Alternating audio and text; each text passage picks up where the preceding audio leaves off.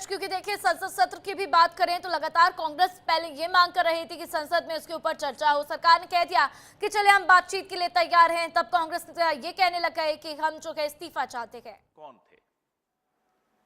धर्मेंद्र प्रधान एक प्रतीक थे, एक सिंबल थे इस देश की बहुत निम्न स्तरीय शिक्षा प्रणाली के, इस देश की बेरोजगारी के, इस देश में शिक्षा विभाग के भ्रष्टाचार के, पुलिस बर्बरता के और सरकारी संवेदनहीनता के प्रतीक थे।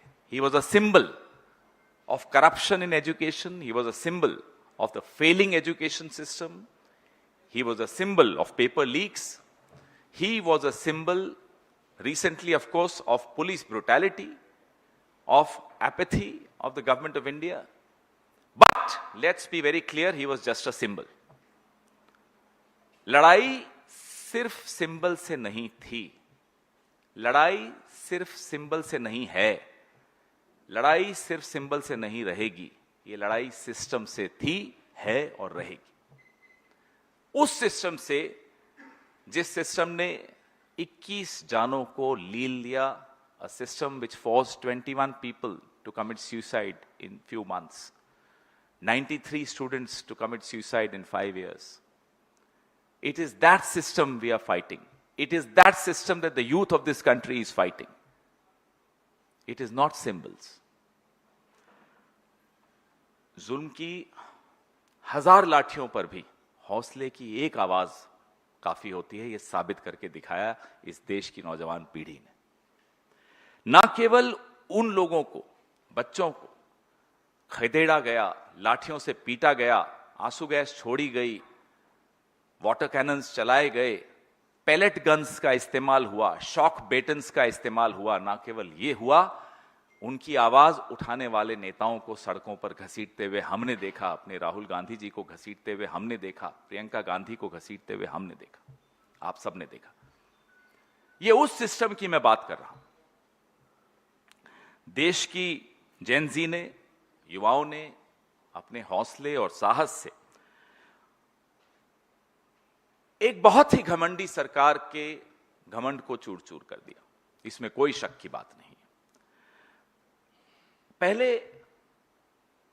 उसका मजाक उड़ाया गया, फिर चुप्पी हो गई, फिर रात को 12 बजे रील्स आने लगी, फिर फ्रेंड्स बन गए वो लोग।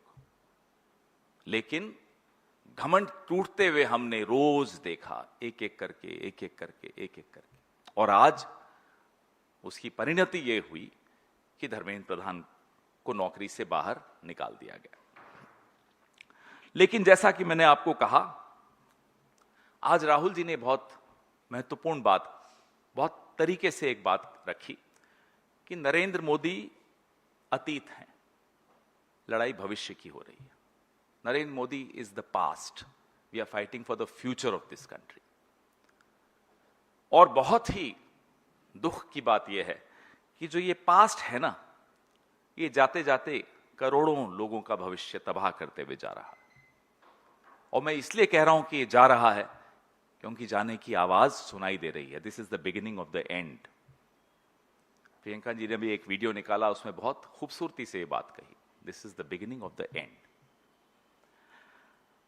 आपने तो फ्रेंड्स कह दिया रात को 12 बजे की रील में, लेकिन इस देश के छात्र, इस देश के नौजवान मोदी जी आपको अपना फ्रेंड नहीं मानते। You have not earned their friendship, they do not treat you as a friend. अगर आप फ्रेंड होते तो यूं लाठियां और गोलियां इन बच्चों पर नहीं बरसाते। अगर आप फ्रेंड होते, कल आपने देखा यहीं 10 जनपद के बाहर एक नौजवान को, राहुल जी के साथ खड़ा था, उसको पैलेट गन्स के पूरे निशान आपने उसके शरीर पर देखे। अगर आप फ्रेंड होते तो ये पैलेट गन्स नहीं चलाते, और अगर फ्रेंड होते तो प्रधान को इतने दिन तक बर्दाश्त नहीं करते, तुरंत बाहर का रास्ता दिखाते, पार्लियामेंट चलने देते, वहां चर्चा होती, एक पॉजिटिव चर्चा होती।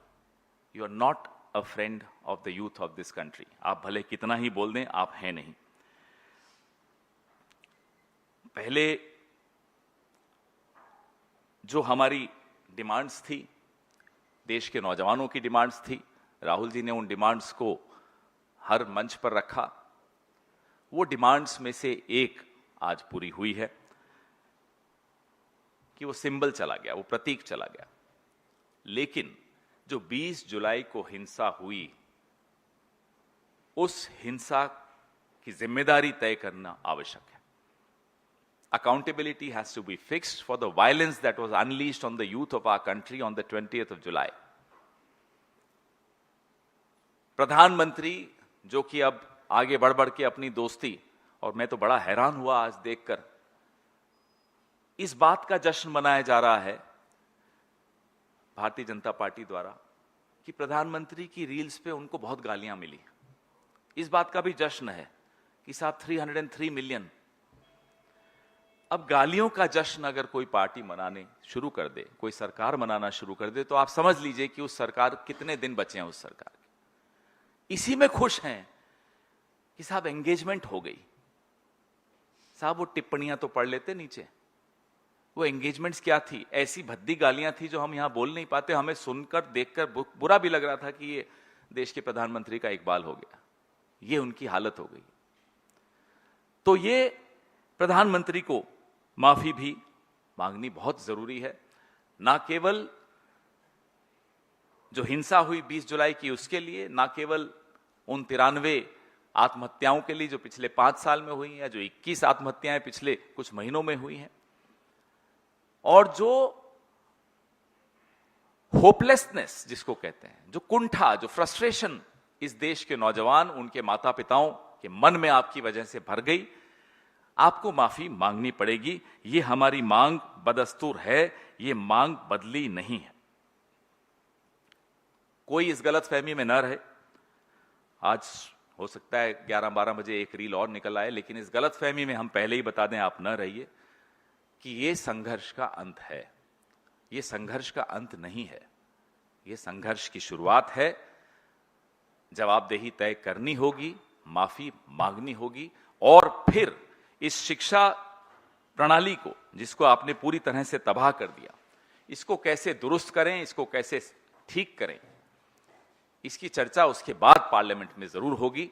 लेकिन ये मांगे इस देश के नौजवान की आपको माननी पड़ेंगी। आपके सवाल।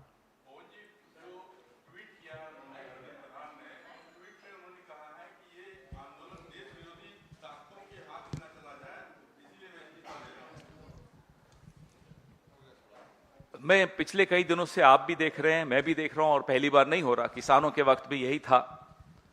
नौजवान एंटी नेशनल, किसान खालिस्तानी, राहुल गांधी, कांग्रेस पार्टी, चाइना के एजेंट, ये टूल किट की मियाद खत्म हो चुकी है। The expiry date of this tool kit is long past, it's over. Dharmendra Pradhan ji को कहिए अब जाकर थोड़ा चिंतन मनन करें और इस तरह की टूल किट से अब थोड़ा बाज आएं। धर्मेंद्र प्रधान आरएसएस की उस मानसिकता के प्रतीक हैं जो तमाम, आज से नहीं 100 साल से, जो भी ताकतें देश के लिए लड़ती थी तब भी उनको देश विरोधी कहा जाता था, और आज भी ये वही कह रहे हैं। इसलिए इस टूल किट को आप बंद करके समेट के ले जाइए। अब आपके जाने के दिन आ गए हैं पूरी भारतीय जनता पार्टी की सरकार के और संघ के। Well, Mr. Khera, this side, sir. Many are saying that it's very unprecedented that a union minister has been removed from his post. Do you think that this is a one-time affair, or have we officially entered into an era of Gen Z politics now? I don't think he was removed. Let's be very clear, he was sacked by the youth of this country, by the united opposition of this country.